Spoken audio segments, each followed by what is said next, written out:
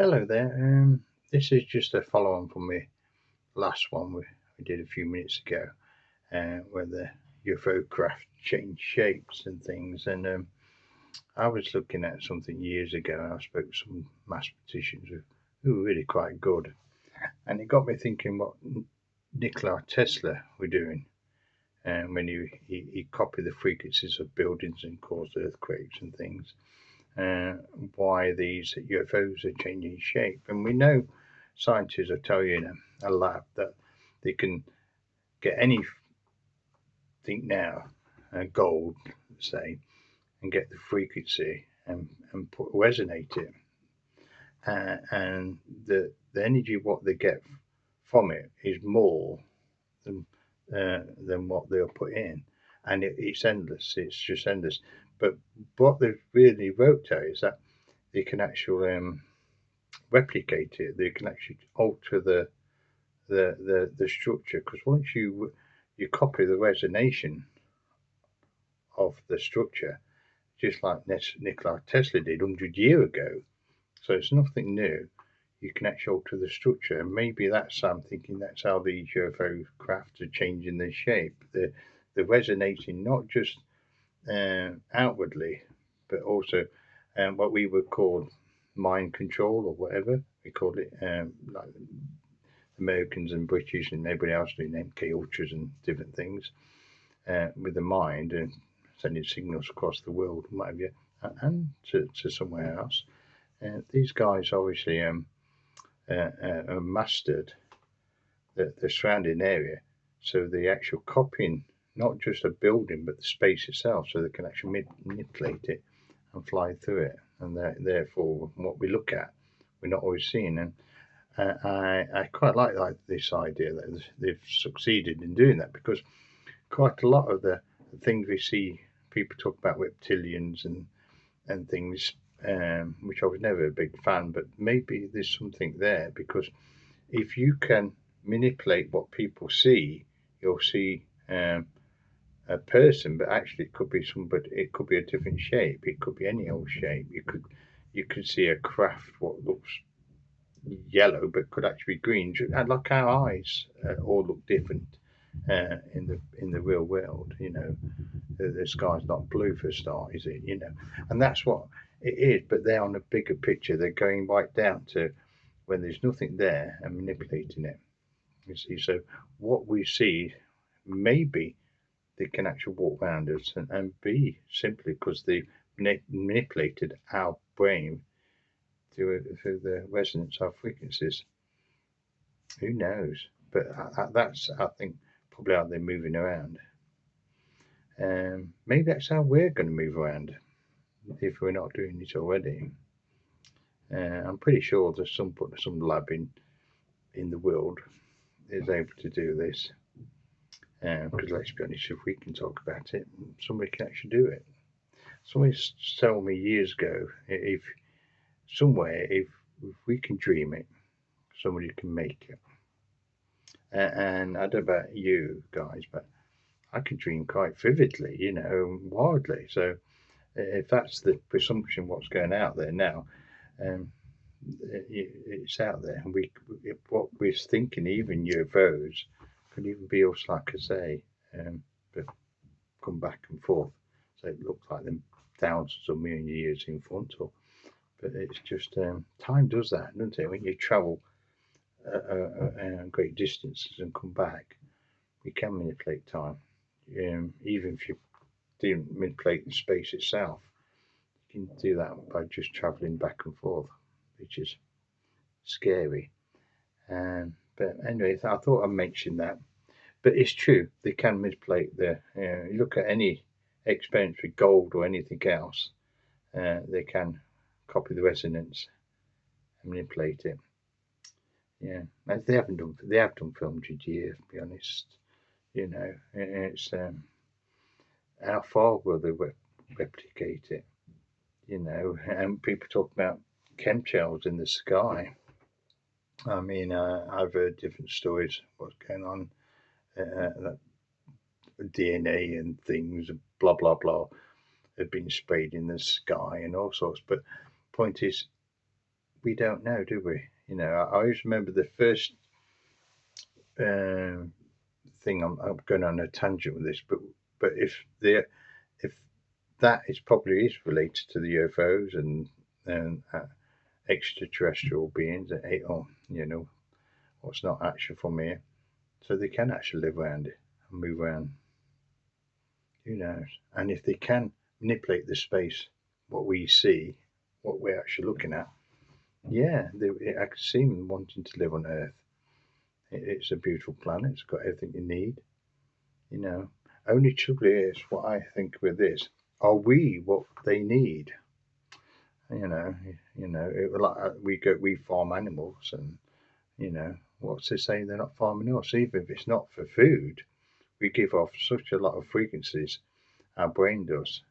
You know, it doesn't mean they're going to actually need food to eat or to survive. You need a frequency, a resonation, as we were talking about, and maybe that's it. I often thought this years ago though, because going back to we watch TV and radio. If you look at radio and the TV, um, it's all to get people angry. You only have to put TV on for about 2 minutes, a series, no matter if it's in England or America or Europe. Most TV and radios channels, they're quite an angry channel, uh, uh, and it gets people emotions going. It's nothing but relaxed, and you think that's all come about the last 14, 50 years. Prior to that, the TV and radios are quite calm, and you know why? Why would they do that?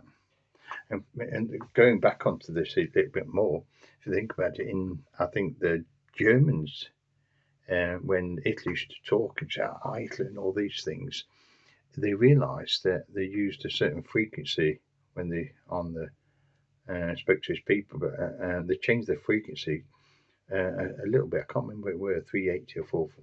It's easy to find out, Tony. But they changed the frequency because they realised it irritates the people's brain and makes them worked up and quite angry. So they joined in the crowd. But the interesting thing about it, in 1956, Rockefeller bought most of the recording studios, a lot of recording studios, and changed the frequency to match the Germans when Hitler, when he was doing all that Hitler stuff, to match up with that, to get people riled up and angry. So why would they do that? You know, who's to benefit? We're not to benefit by it. Why we want to be worked up and angry? I don't know about you lot, but guys, I want to be calm. So why would they do that to us? But it's again that resonation from the last little story we did, changing the UFO shape and what we see walking around us and everything else. It's it sort of has it has. You see why it's all linked in. Because if it's not to benefit us, it's benefit somebody else. And I always read lots of stories and the aliens come in peace and this and that. And no, they don't. They're here. They want to live here, but it's like us feeding. We go to a farm and we feed farm animals. You know, they look like we're being nice to them and we're feeding them and looking after them, keeping after the weather and and it's paying a veterinarian to come round to, but we're going to eat them. You know, there's no nice about that. We're simply, it's food for us, and that's basically I'm thinking with the resonation of it all. And when you think about all these aeromass what's flying up all around the world, they're everywhere, and they've just flew up in the last 10 years or so. You know, we've all got them. You can be in the middle of nowhere and you'll see one. You know, and people's checking them now, and the resonation on them is massively high. You know, you could cook a flipping egg just about off them. You know, so what benefit would we possibly need to have that near us? There's none whatsoever, none. So yeah, there's something going on. Maybe maybe we'll know soon, unfortunately. There's a lady called Baba Fenger, if you ever not heard of her. She predicted things, predicted a lot of things, mostly right, you know, quite a lot of things are right. But one of the things she predicted was UFOs in alien interaction in 26, year 26, which is obviously now. And so that's interesting, especially when you think about all the UFO sightings we've had. And we've had loads of. I've never known this. I mean, Los Angeles are brilliant, and the Atlas 3I. If somebody says to me that's not an alien craft, I'll say, blimey, this, if it isn't, it's a very peculiar meteorite, what it's been playing at. So it's been an awful lot. And Barbara Fenger has been right about so many things. Maybe she's right about this. Maybe 2026 is it. They may not come out on the news, but maybe they'll be a bit more forceful for what they're going to be doing. It's but hey, you know, and think about it with this. What really bothers me a little bit, if they do want to walk around and things, um, it matches up with the stories what we hear. These horrible stories like Epstein doing awful things, because these people, like they did in Courtish, they gave off signals. They were feeding off them, just like the creatures what I've just been talking about. There's something there. There's energy, and they're feeding off them. Nikola Tesla, he was the master of it. I say in 1920 something, I think it was. He caused the building to shake. But he ended up breaking his machine and never doing it again. But obviously, people do, don't we? We make things all the while, And he obviously went on to do Philadelphia experiments and everything else, which you know of. And so that was 1920. Imagine what a creature can do. What's maybe 1,000 or 1,000,000 years in front. It's not only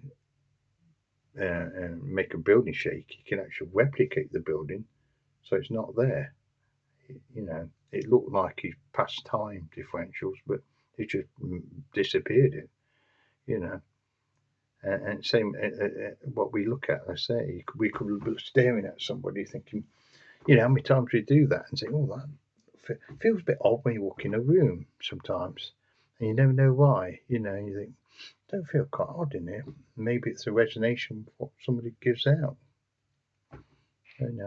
It's. I think so. I mean, I knew an exorcist years ago, and a proper McCoy, a proper exorcist, and me and him used to have conversations about this. There's something going on. I'm going to go now because I think my wife's done me a bacon, egg, butter. Yummy. Anyway, thank you for listening. God bless to you. Not to worry. I'm sure we'll keep safe.